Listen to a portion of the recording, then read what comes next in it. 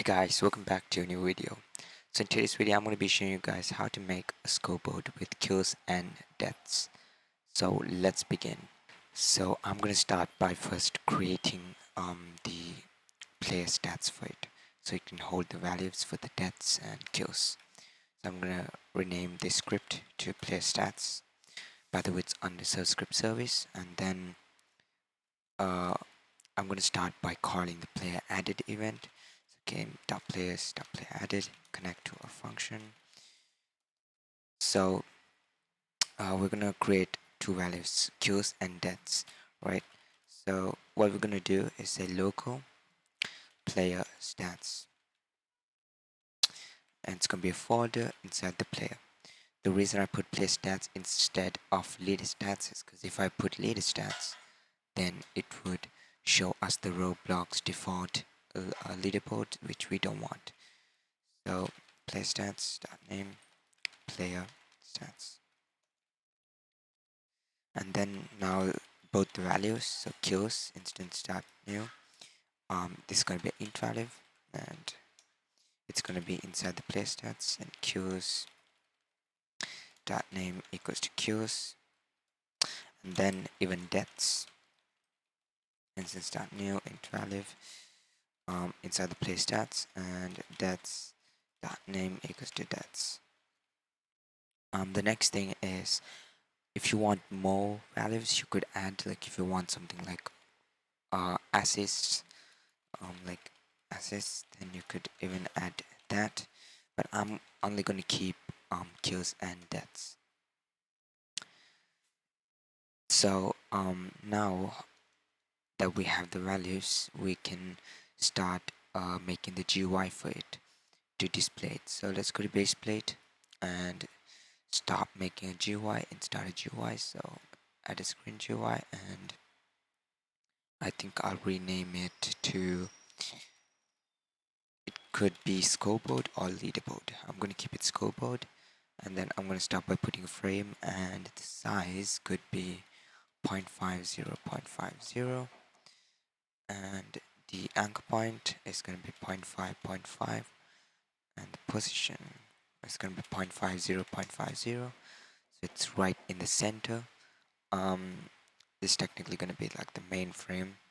Just going to call it main, and let's put like a corner, UI corner to it to give that curves in the corners. And now we have to make another frame inside it to hold the names and deaths and the kills and stuff like that.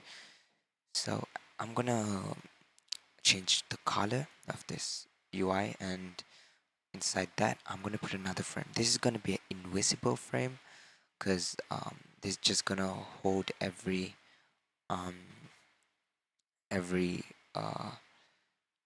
every template, I mean every names of the players with their information. So let's again set the size, which is going to be 0.85 maybe, and 0.850. Okay, that's good. And the position 0.50, 0.50, and the anchor point 0.5, 0.5, and then make it transparent, and rename this to holder, so it's going to hold all the names. And inside that we are going to be putting a frame. Before that we are going to be putting something called UI list layout, so that's going to let us list the UI in order. I mean not in order, but in a list layout, so we don't have to change the position every time. So we go inside that now and add another frame, and the frame size is going to be 10.050. Okay, that looks too small, maybe 0.8. Okay, so this is technically going to be called like a border. No, actually, let's put the holder like a bit more down and put the frame in the main, and then the size, I'll make it 0.85 here. Oops, not 85, 0.85. and the anchor point 0.5 on the x-axis, and the position 0.5 on the x-axis as well. And then just send it down a bit as well, so 0.1 maybe.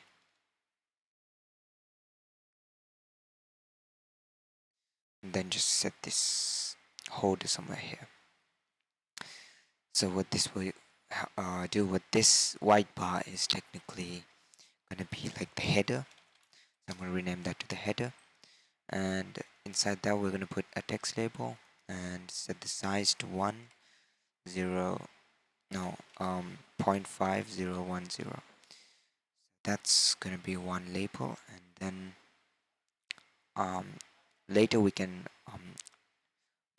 design it like we want, but for now I'm just gonna guess where it's gonna be, maybe somewhere here, and this is gonna be called the name. So it is gonna list the names. So I'm gonna be making bold and calling it, yeah, let it be like that.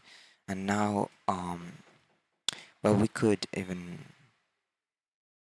change the X alignment to left and just do something like that. Well, that depends on you. You can customize it like you want, but maybe something like that. I'm not sure. For now, I'm just gonna keep it like centered, and then that's gonna be called name label. That doesn't matter actually. I just keep it like anything. The name doesn't really matter because it's not like we're gonna configure it in the script. So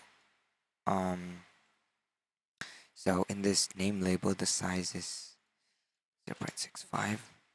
Then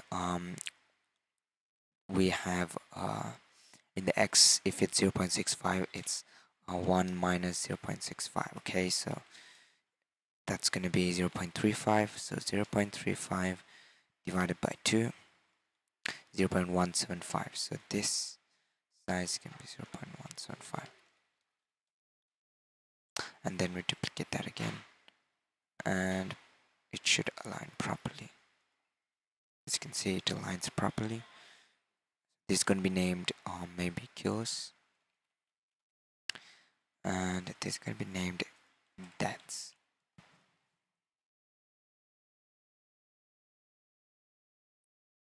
Okay, but we could even add a UI corner to this. Oops. Make sure the transparency is 1 in this text labels. But yeah, now actually this name should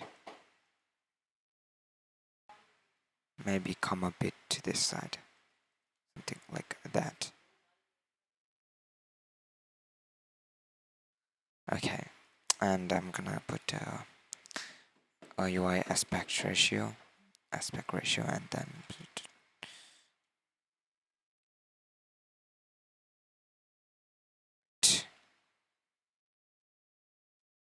okay, 1.5. Then it will look way better. Okay, now we're gonna go to the holder, and technically we could copy this header, paste it in the holder again, and change the size to 1, 0. Okay.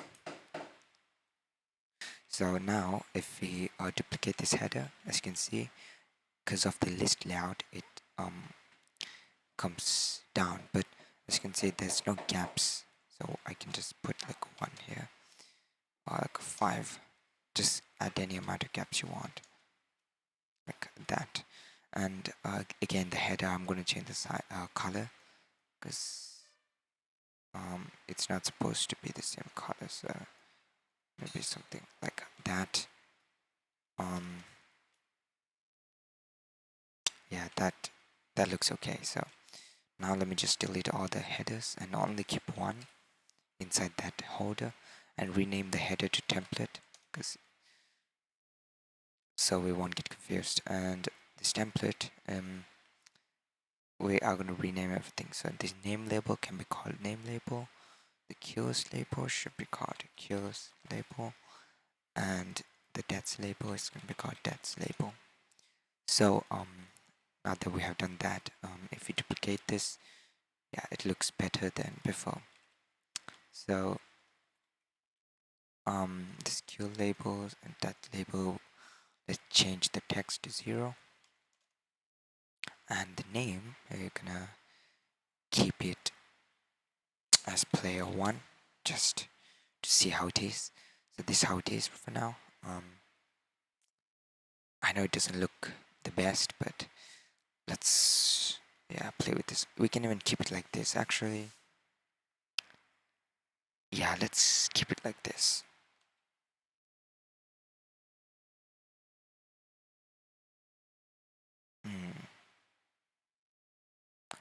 I'm not pretty sure actually. Okay, let it be like this. It looks more fancy. So yeah, the next thing is the template. Well, the whole purpose of this of the script will be we'll just duplicate this template for every player in the game and list it in order. Okay, that's what we're gonna do. So let's do that. So for that we need to go to scoreboard and add a local script. I'm going to rename this local script to scoreboard client. Oops, scoreboard client. So let's start by getting the variables. So it's going to be the main. Let's start with scoreboard, just script.parent, and then main scoreboard.main and local header. It doesn't matter, we don't need header. We need holder, main.holder, and then we need the template, holder.template, and the template's parent is going to be set to script because we don't want to keep this here. We need to take it back to the script so we can duplicate it depending on how many players are there. Then we have that. Now we need to get few other variables like the player. Actually, we don't even need the player when I think about it. So for now, we're not going to have the player. So we're going to start by making two functions. The first function is going to be called clear. Oops, and the second function is going to be called update. And we'll come back to the functions, go down and say game get service, run service, that will run the step to connect to the update. So what this will do is every frame it will fire this function, which is this, the update function. So now what we do is let's start with the update and then let's go to the clear. So let's start with the update function. So we're gonna get all the values from the place. So we're gonna say we're gonna create total players, and we're gonna make it a table, an empty table, and what we're gonna say is for I player in pairs game.players get players into. What this will do is it will loop through all the players in the game, and when we loop through all the players in the game, we need to get the queues player dot player stats dot queues dot value are 0. If you cannot find the queues value, then we'll automatically set it to 0. And depths player dot player stats player stats dot depths dot value are 0. And now we're gonna come down like this, and we are gonna be starting by saying, so my bad, here we're gonna say total queues. So no, actually let's keep it topless. So it depends on how you want it. If you want the scoreboard to start going order depending on the queues, then which is the common way. I don't think anyone will want to show the scoreboard depending on the deaths, but the common way is queues. If you want it to be queues, then we don't really need this part. but I'm just gonna keep it like that so it's easier for you to understand. So table.insert total players, and then squiggly bracket, and player.name and queues.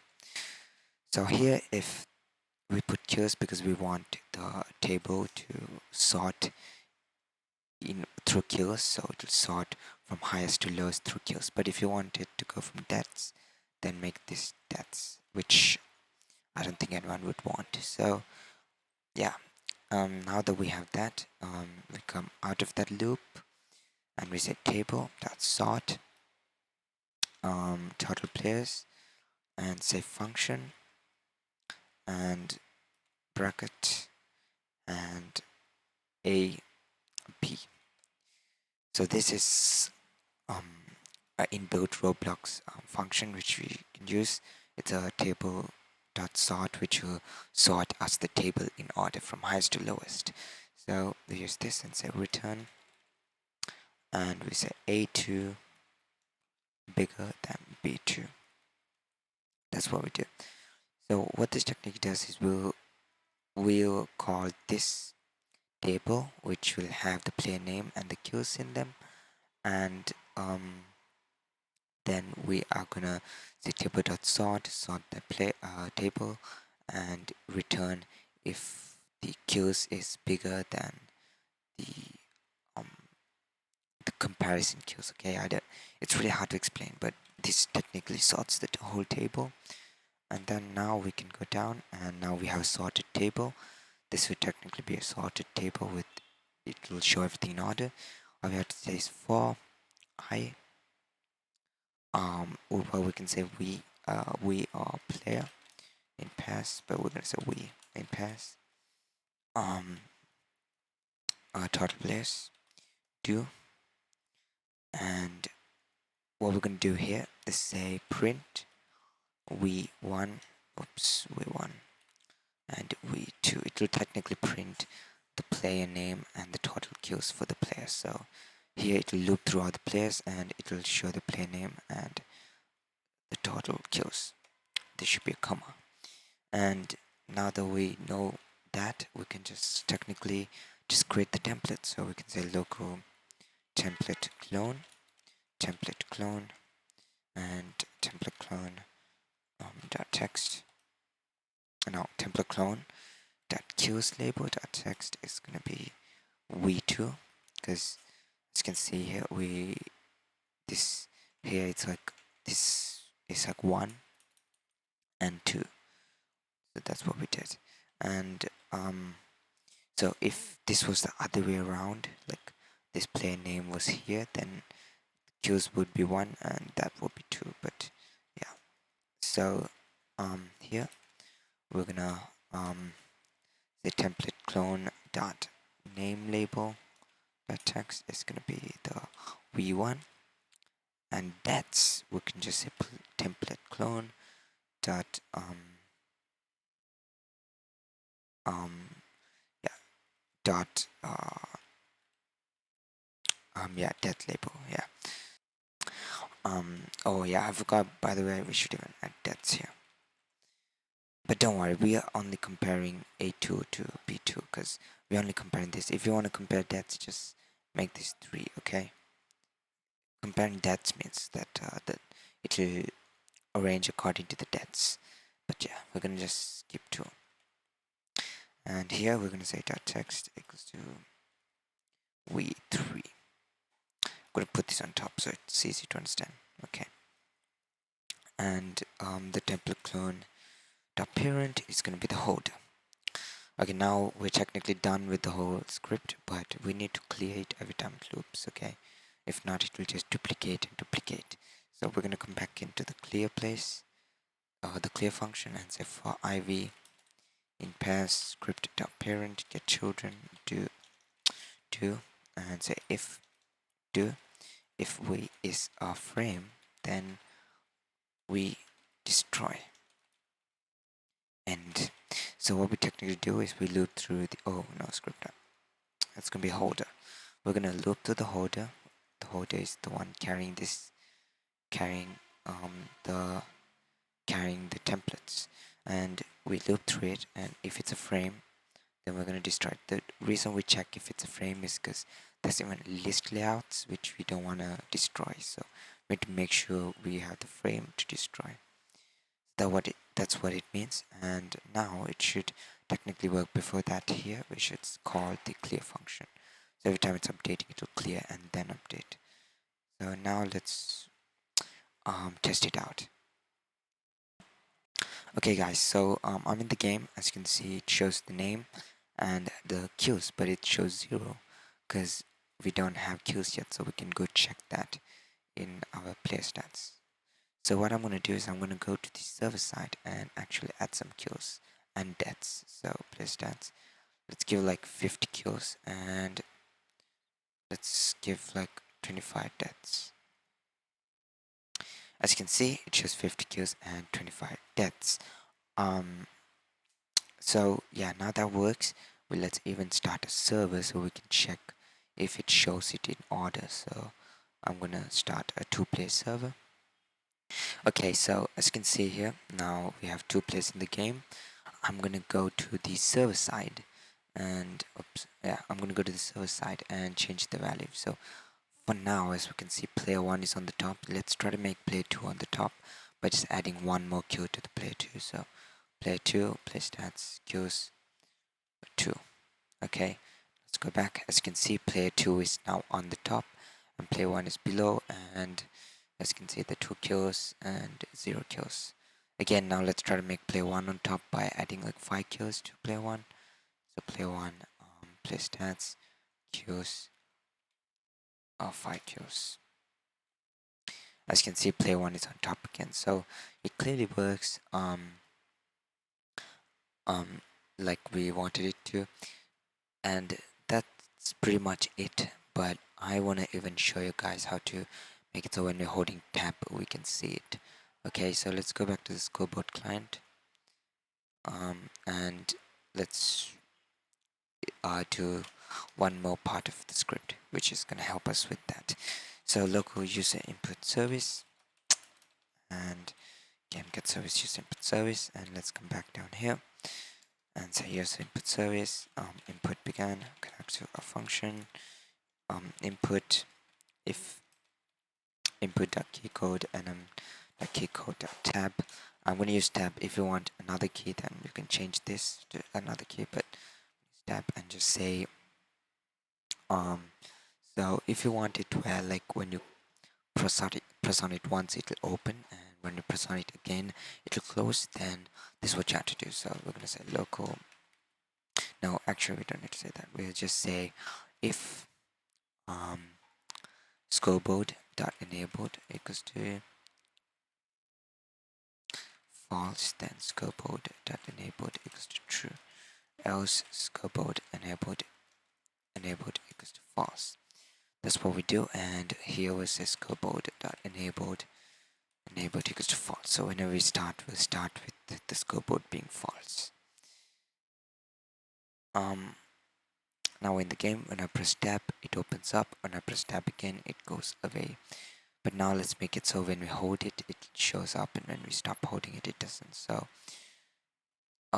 that's pretty easy, easy as well. So I have to say scoreboard.enabled is true, and then here we will actually copy this, put it down here, and change this to input ended, and make this false.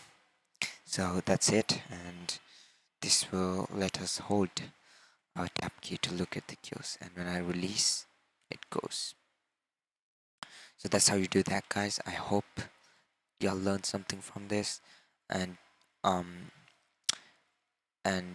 yeah, please subscribe and turn on notification bell for more tutorials, and leave anything in the comment section if you want any more tutorials or anything, any help or anything, by the way. But yeah, that's it for today, guys. Hope you enjoyed this video. See you guys in the next one.